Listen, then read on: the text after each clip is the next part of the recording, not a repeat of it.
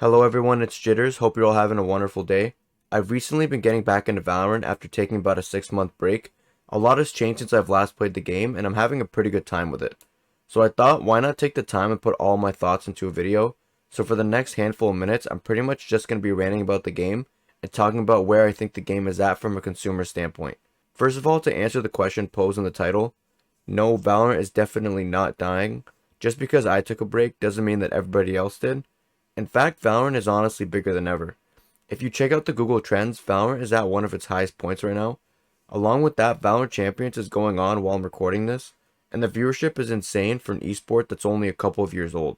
Every time I check in, there are probably 50, 60, 70,000 viewers watching the stream at a time, and that's not even counting other streamers like Tarek that are hosting similar sized watch parties. So needless to say, Valorant's pretty popular right now. Another topic I wanted to cover is the state of the game, which, spoilers, I think is in a pretty good spot right now.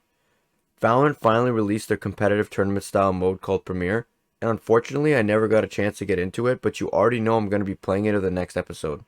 Since I haven't had a chance to play it, I'm not going to speak too much about it, but just know I think that it's a very exciting thing to have in the game, and that I'll probably be posting more content about it once I finally get a chance to try it out.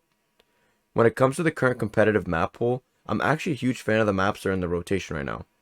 The only maps I'm not too fond of are Fracture and Pearl a bit, but the rest are a ton of fun. I know a lot of people aren't too keen on playing Lotus, but I personally enjoy the map.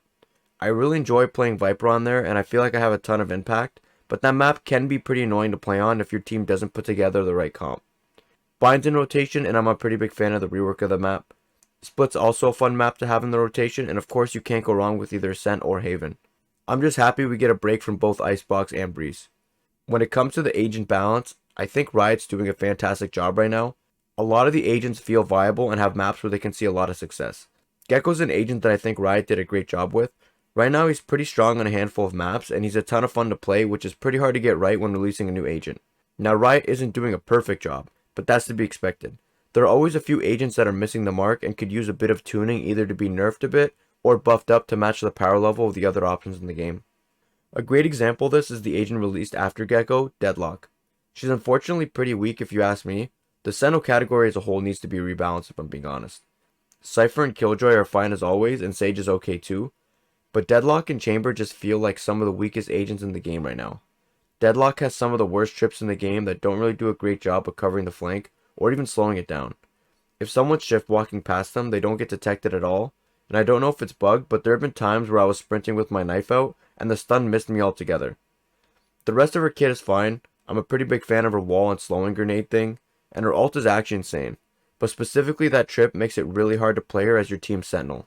Chamber on the other hand was probably meta for way too long.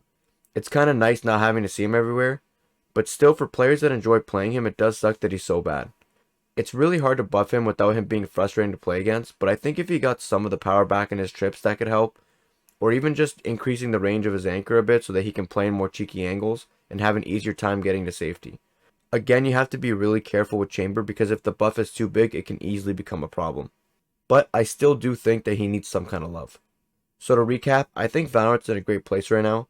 The game is as popular as ever. I'm really enjoying the game, whether that's solo queuing or when I get to stack with friends. The map pool is great, the agents are balanced pretty well, and the new game mode is exciting and fun.